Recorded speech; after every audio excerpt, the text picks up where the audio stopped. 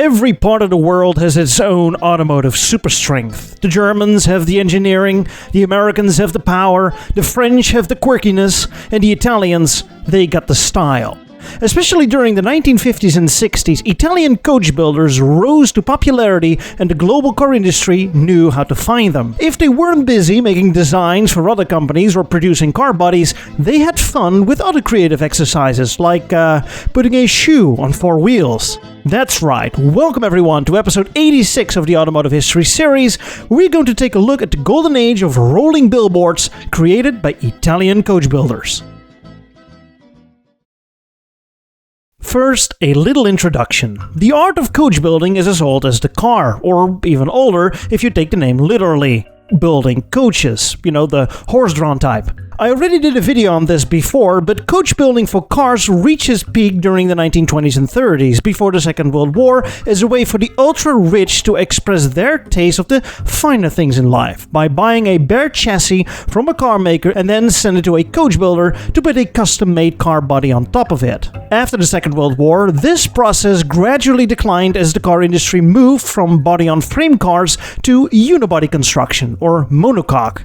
This meant that if you wanted a car with custom bodywork, you had to cut and paste into the existing body and structure, with all the problems and challenges that ensue. And yet, after the Second World War, Italy woke up as a styling leader. In general, Italians are renowned for their sense of excellent design, whether it be fashion, interior design, or, pizza. In case of cars, a glorious golden age for the Italian coach builders began. Bertoni, Ghia, Pininfarina, Fissore, and Zagato are just a few of the many coach builders in Italy, and especially around their motor city, Turin. They did all kinds of work, as they weren't only strictly coach builders, but also design consultancy firms. Sometimes they were a standard partner of a large car maker and essentially an outsourced styling department. For instance, in order to promote the new Fiat 500 as the ultimate people's pleaser, Fiat invited Italy's premier coach builders to make their own design based on the Fiat 500, showing off their design language and, what could have been. But in the 1950s, a new design war broke out that was of the so-called Mezzi pubblicitari, meaning advertisement media or advertising vehicles, essentially rolling billboards. These were absolutely crazy cars shaped after the products that they advertised. And why was this a thing? Well, in the early 1950s Italy, television hadn't really kicked in yet. It wasn't until 1954 Italy received its first regular television service, and it wasn't well into the mid to late 60s or even the early 70s that TVs were bought by Italians, or Europeans for that matter. So how do you bring your product to the attention of the general public? Well, by rolling up the town central square with the most outlandish looking vehicles possible to grab maximum attention. Introducing the Mezzi pubblicitari, the television commercials before television commercials. Campari, the liquor company, built a custom truck based on the Fiat Topolino. On the roof, a polar bear relapses the day after 10 years of being sober, which is a tragedy. The coach builder is unknown. Presbitero, a pencil maker, commissioned Carrozzeria Coriasco to build this carnival ride based on the Fiat 615 truck. Talking about nightmare fuel here. PAL, a company specialized in anything sharp, like knives and razor blades, also produced a series of blades for shaving, and that was advertised through this Fiat 1100, custom built by Boneschi, with a large puppet on the roof with shaving cream on his face.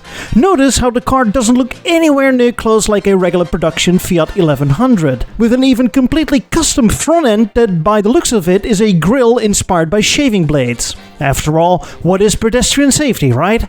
And then there is this vehicle, built by coach builder Scal. UTET is a publishing company, so naturally the rear end of this Fiat 1100 is designed to look like a row of books. The Cora company competed with Campari for the title selling the most drinks and turned up in this bottle on its side-shaped car, 10 years before the actual Coke bottle styling became a thing on regular passenger cars. And you need to wash all those sugary drinks away with a nice teeth-scrubbing session. Odol has got you covered with a custom-built space-age car with massive tail fins based on the Fiat 1400 and customized by Fiesole. In the concave rear fender panels, a tube of Odol toothpaste is placed. Rivaling Chlorodont decided to customize a commercial van by swapping the regular grille for a human mouth, and it looks creepy as hell. Imagine driving on an Italian back road late at night in dark and a massive smile turns up in your rearview mirror. Rivaling Durbans decided to put a complete set of toothpaste and toothbrush on the back of a car. And rivaling Binaca said, screw that, our entire car is going to be one giant tube of toothpaste.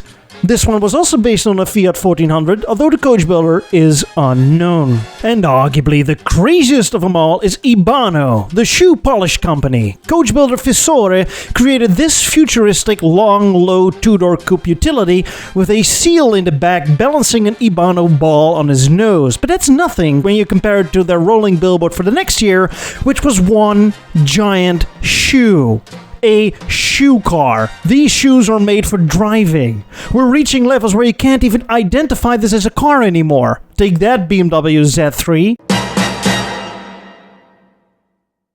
Now, these cars not only rolled up to your local market square, these cars were also an integral part of the Giro d'Italia, or the Tour of Italy cycling festival. Think of Tour de France, but now with more pasta. Especially in the 1950s and 60s, many sleepy towns along the route, the Giro was the annual highlight. And what is a better way to show off your product to the whole village when they are watching all along the route? First, the Mezzi pubblicitari would come around. Then the group of cyclists would pass, and finally the fleet of support cars with the spare parts and bikes and whatnot. Don't believe me? Here is footage of one of the races and a cavalcade of commercial cars rolls around. Upon further research, it turns out this wasn't even an Italy exclusive golden age, but all over Europe. The Tour de France, so the same cycling festival like the Giro d'Italia, but now with more baguettes, had a similar race going on. Eventually, awards were given to the companies that had the most original or outlandish looking promotional vehicles. And here it were mostly French coach builders that did the dirty work, based on regular Citroën, Renault, and Peugeot commercial chassis and vans. And the list continues, and this time it may be even crazier. Bic, the pencil maker, turned up with an actual space rocket in 1953. The coach builder is unknown. Hoover turned up with a set of vacuum cleaner-shaped monstrosities. No, just take a moment and take a very good look. The bins where the dust is collected is actually the driver's cabin. And the engine, which I presume is mounted in the rear, is cleverly hidden under the vacuum's head. And this company, probably producing spirits, turned up with a wicker basket where a bottle sticks out on the front. Either that, or maybe this was a heavily disguised French tank to fool the German bombers during the Second World War. And the list goes on. These creations I just showed you were really the highlight of the craze. More often than not, most promotional vehicles were colorful but not so dramatic. Usually they were just fancy pickup trucks and vans where, like parade floats, something is built on top of the van or on the truck bed, but nothing of the vehicle was changed. And that's the main difference with the examples I just showed you, where time, money and effort was spent to create an exclusive, all-out, one-off rolling billboard with custom bodywork. By the 1960s, the practice of these rolling billboards gradually declined. How so? Well, two things. First of all, custom coach building in general became much harder with the advent of unibody construction. As I explained earlier, it became much harder to cut and paste into one complete structure than to create something on just a chassis. And second, well, the rise of the TV. As the Buggles sang in 1979 that the video killed the radio star, in 1959 the TV killed the commercial car, so to speak. The money the company spent on custom coach work for one car, only to show it on local market squares once a year, could now be spent on one finely tuned TV commercial and were shown nationwide, over and over again. And that's what happened in Italy. By the late 60s, a TV segment called Carosello was one big advertising show where product placement of everyday products was integrated in a playful and fun way. It became a cult hit at the time, and it was the next big thing after the Mezzi pubblicitari. So, did these promotional cars vanish altogether? Yes and no. Sure, you don't really see them around anymore, but they haven't completely vanished. In the US, you have similar vehicles like the Oscar Mayer Wienermobile that is still used today for promotional purposes and is pretty much a running gag at this point. Or should I say a rolling gag? And Red Bull uses customized minis where a can of Red Bull is attached to the back of the car. This pretty much follows the same recipe as the Mezzi pubblicitari. The regular mini doesn't come as a pickup from the factory, so Red Bull converted hundreds of these minis through custom coach builders in California for the US market and in Austria for the European market.